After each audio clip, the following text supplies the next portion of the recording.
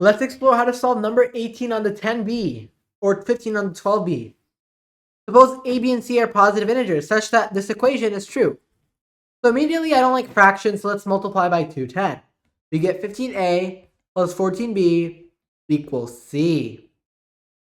Which of the following statements are necessarily true?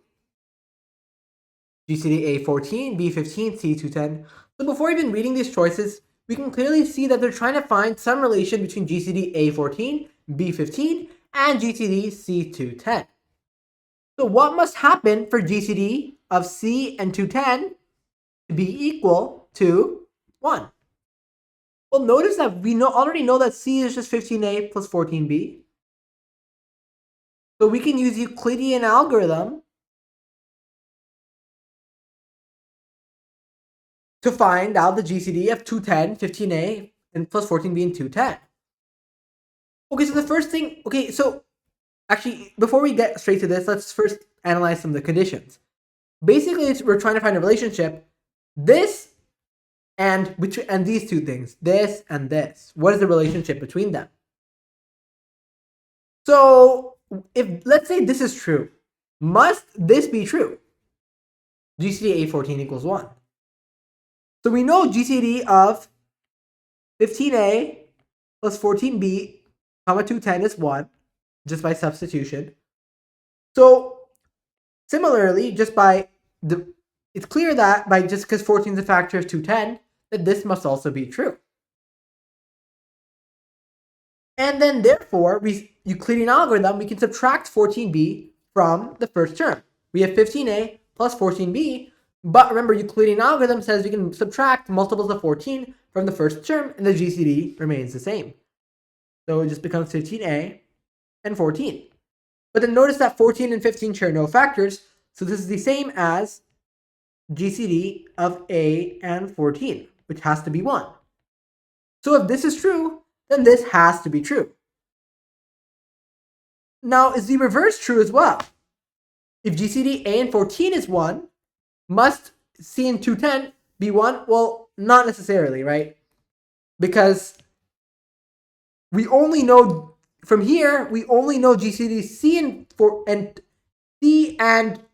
200 C and 14 is 1. We don't know the GCD of C and 210 is 1. So the key idea is we can do something very similar for 15. So we have this. I'll make it yellow. Okay, maybe not yellow. Let me choose a better color. So we do the exact same logic for 15, and this time we're going to use Euclidean algorithm again. So let's do GCD 15a plus 14b and comma 15 has to be 1 because if it's with 210 it's 1, it has to be with 15, of course. And from here we use Euclidean algorithm. We get this in 14b and 15 is 1, which implies GCD b and 15 is 1. So clearly we can see that if this is true, these two things have to be true, right? We're analyzing them with 14 and 15 because that's what we're looking for.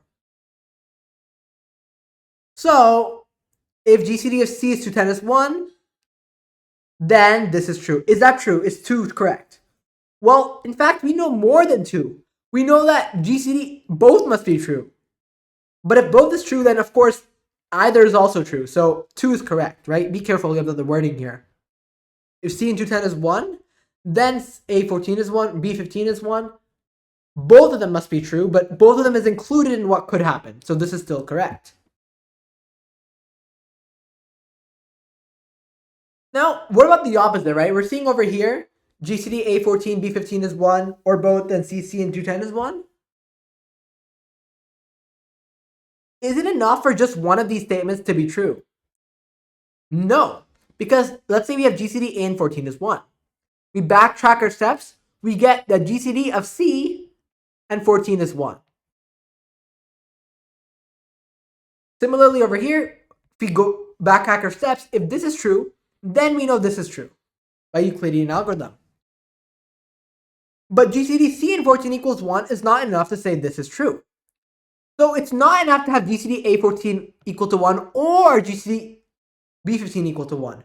We have to have both.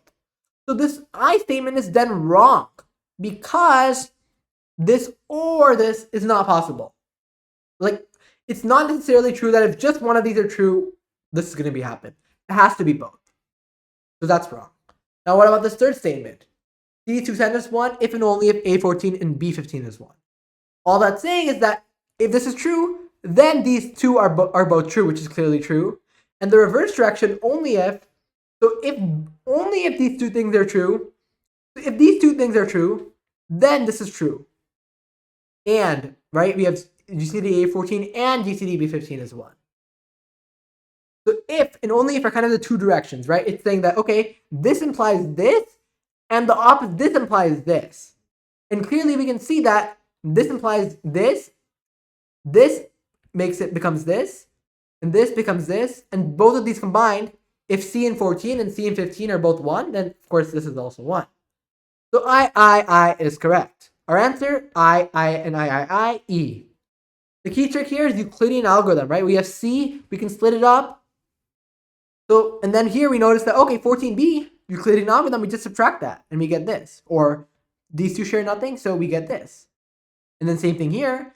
And we notice we have to be careful about the wording, right? We see that, okay, we need both of these to imply this, or we need this to imply both of these. It's not enough to just, and one of these does not imply this. We need both of them. We need the other supporting hand. Thanks for watching this video.